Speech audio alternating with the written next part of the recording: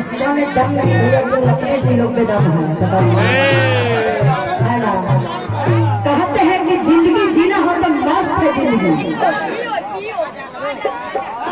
अरे जिंदगी जीना है तो मस्त है जिंदगी।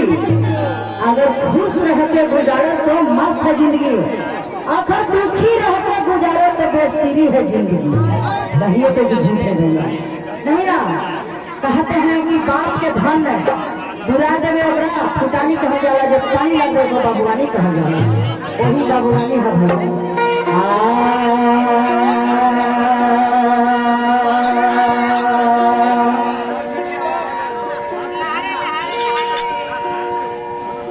जी राम कहो रमैया कहो,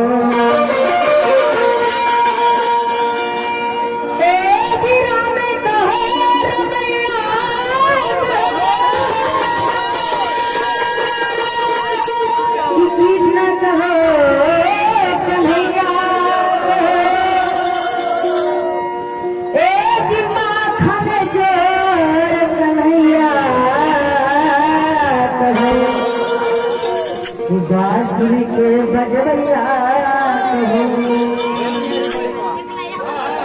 ए जी बांसुरी के बजवैया कहो,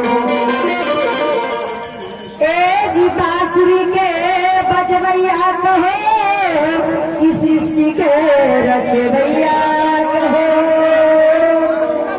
चलिए ये भैया देखिए समय क्या देखो हम छोटा सा हाल के टाइम के आवाज खेलिए।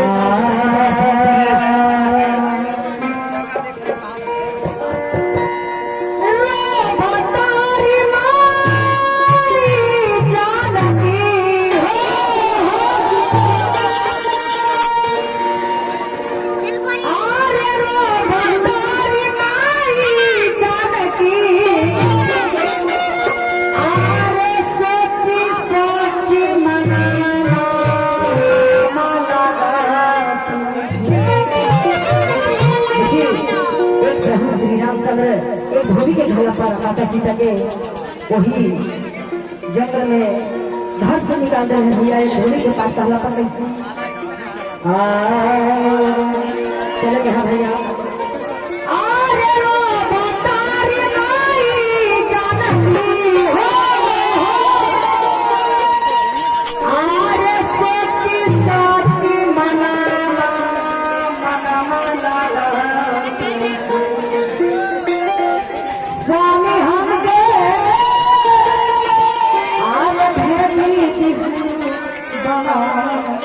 कैसे भैया अरे स्वामी हमके अरे भेजी दिहन बना अमना।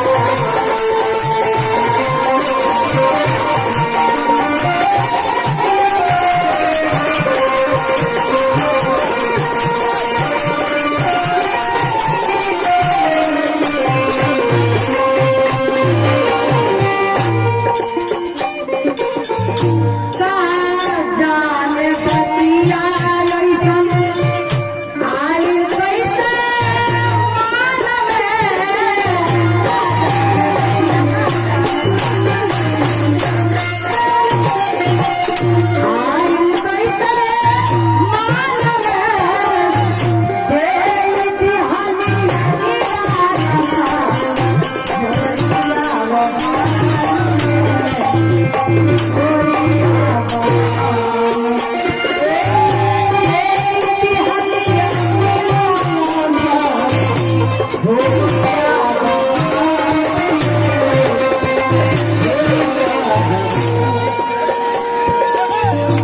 Yeah.